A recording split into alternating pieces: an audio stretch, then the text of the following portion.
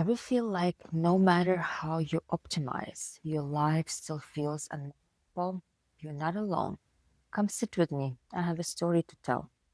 Hi, welcome to my channel. Real talk, deep growth, a space for true stories and deep shifts. Today, I want to talk to you about the sneakiest ways how overperformance burnout showed up in my life, and it took over the whole life. That's why I decided to break down this story into different videos, and I will be sharing and describing how it showed up in a different area of my life: work, motherhood, health, lifestyle, spiritual growth, all of this. But that will be covered in separate videos. And in this one today, I want to talk about the most obvious one, which is work. And if you didn't see my previous video, there I shared that I am a former corporate finance professional, or for over a decade. I used to work for corporate companies. And of course, that environment, it promotes overperformance. And there are so many deadlines and different deliverables that have to be on point. So that environment was just perfect for my pattern of overperformance to show up and just completely take everything over. So I want to break down some examples for you so you can actually see it and maybe you will recognize yourself in it as well. In that work, there were a lot of deliverables, a lot of deadlines, and you had to be on time. But for me, the feeling of being on time, it somehow wasn't even enough. I had to beat it. So on time was my worst case scenario. I felt like I had to be early. I was just scraping around to make sure that the deliverables were perfect. I would overthink and ruminate about potential errors or even typos in my emails. And that would technically delay me delivering something because I would just obsess. Is this correct? Is this correct? And don't get me wrong, there is room for reviewing your work and striving for improving and for growing, but there is that balance that you have to reach where, yes, you grow, yes, you do your best work, and then you step back, you submit your work, you step back, you relax, you switch off, and you do something else. That switch off, that wasn't happening for me. I was always on. My nervous system was always on. And how it would translate then into my behaviors is that I would be very tired, but practically impossible for me to just relax. I would be sleeping very long hours pre-children. When I didn't have kids, I had that luxury. So I would just sleep a lot, over 10 hours a day on the weekend. And then, of course, binge eating and binge watching TV. And now I realize I didn't understand that then. That was the only way my body knew how to get me to relax, but also switch off and dissociate, because I would pick any series that was as far as possible from my real life. And I would just lose myself in it while munching on some snacks, whatever that was. So that was, yeah, that was the loop that I was stuck in. And it cost me my health physically, it cost me my emotional health and also mental. My nervous system was super wired and charged. Any little thing would feel like it's an emergency, any little obstacle, or just daily things that come up. Traffic on the way to work, that would put me immediately in a fight or flight response. And that is not years later that I realized that was a performance burnout. I tied it to the job is stressful and I have too much work to do, which to a certain degree that was true. But my pattern of feeling like I have to be excellent at everything, perfectionism, if you will. But this perfectionism is rooted in the overperformance. And what I found out later is that overperformance is a survival mode.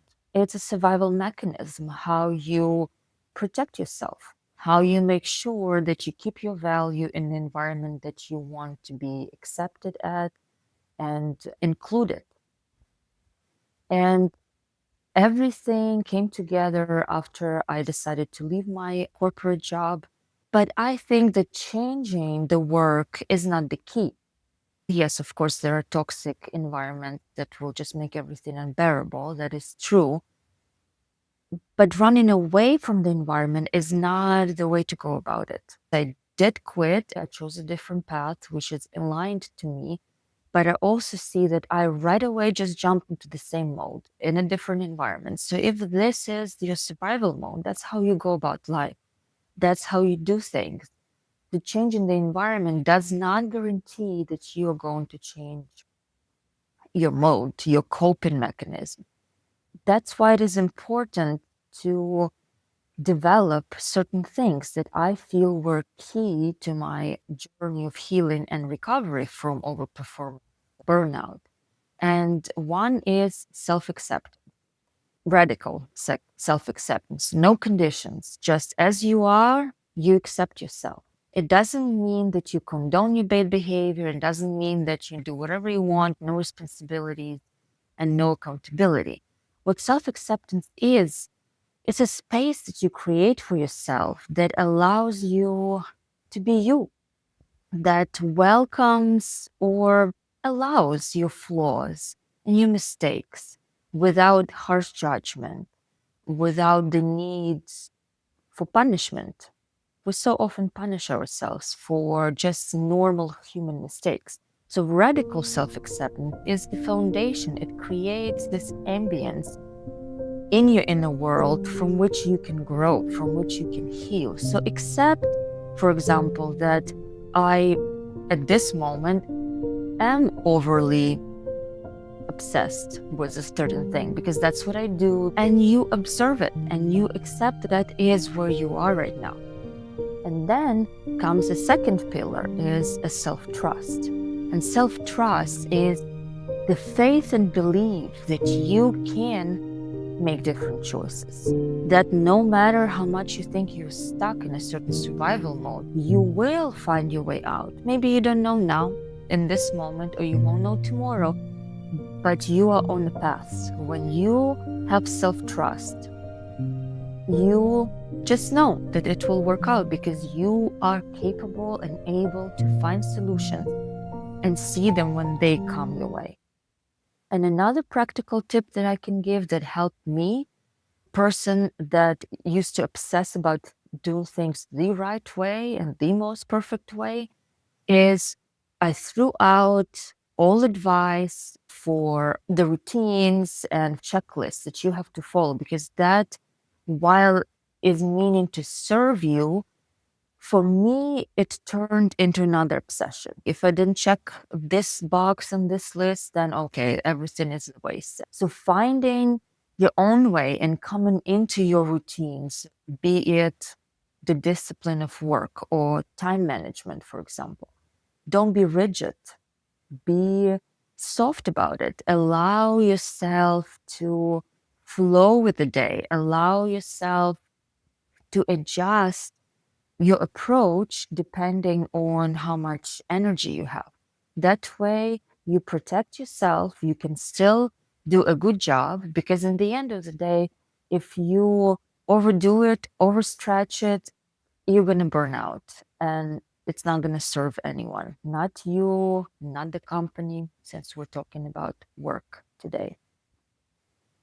Yeah, so that's it for today. If anything resonated with you, if you see, maybe recognize yourself in it, stick around, subscribe so you don't miss the following videos where I talk about other areas of my life where this pattern was thriving. You might be surprised how sneaky it is and how quiet it is, but it's just snowballs into the huge thing.